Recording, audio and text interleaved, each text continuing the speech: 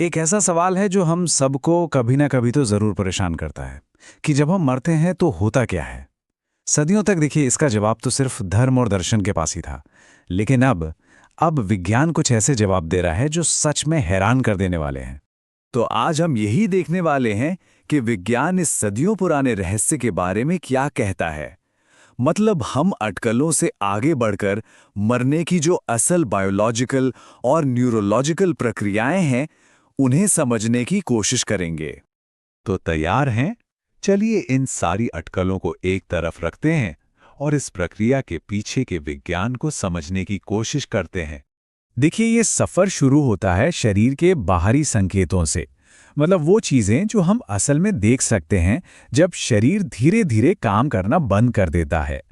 और ये सारी जानकारी हमें मिलती है हॉस्पिस केयर से, जहां इस प्रक्रिया को बहुत करीब से देखा और समझा जाता है। जब कोई इंसान मौत के करीब होता है ना, तो शरीर में कुछ खास बदलाव आने लगते हैं। जैसे उनका ब्लड सर्कुलेशन धीमा पड़ जाता है, जिससे त्वचा ठंडी महसूस होने लगती है। वो ज्यादातर समय सोते हुए या ऊँघते हुए बिताते हैं, और तो और उनके सांस लेने का तरीका भी बदल जाता है।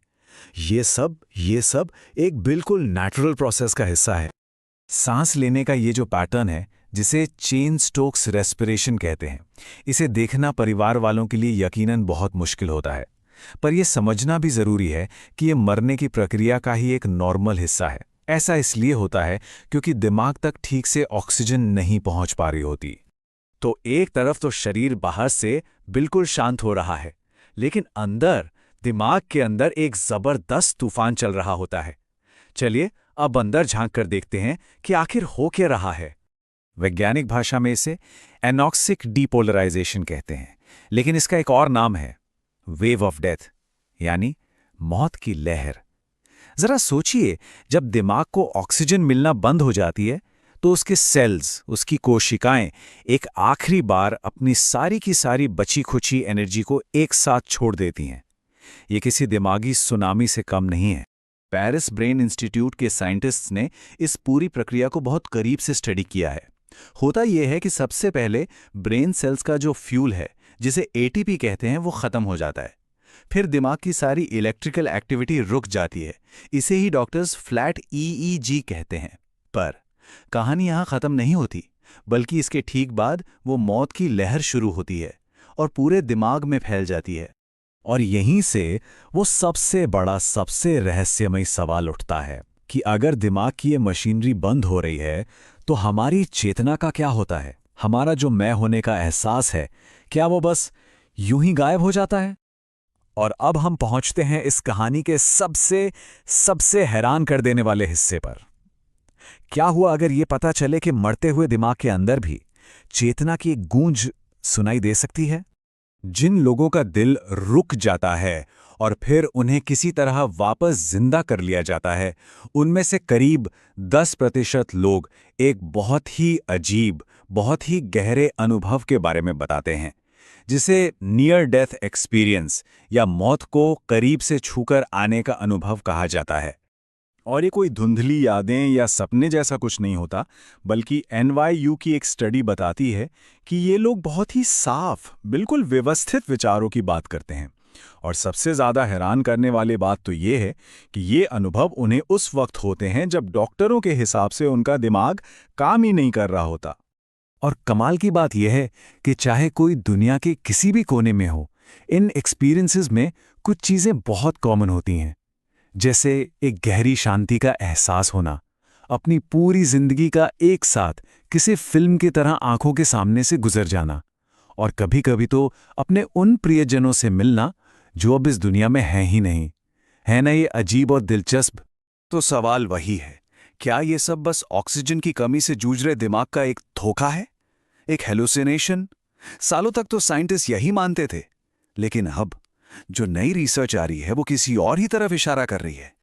मिशिगन मेडिसिन की एक स्टडी ने इस पर बिल्कुल नई रोशनी डाली है। उन्होंने 2 मरते हुए मरीजों के दिमाग को मॉनिटर किया और कुछ ऐसा देखा जिसकी किसी को उम्मीद नहीं थी। उनके दिमाग में गामा वेव्स की एक जबरदस्त लहर उठी। अब ये गामा वेव्स क्या हैं? ये हमारे दिमाग की सबसे तेज तरंगें होती हैं जो चेतना यानी कॉन्शियसनेस से जुड़ी होती हैं। और ये उछाल दिमाग के ठीक उसी हिस्से में हुआ जिसे चेतना का हॉट जोन कहते हैं, यानी वो एरिया जो सपनों और चेतना की अलग-अलग अवस्थाओं से जुड़ा है। तो इसका मतलब क्या हुआ?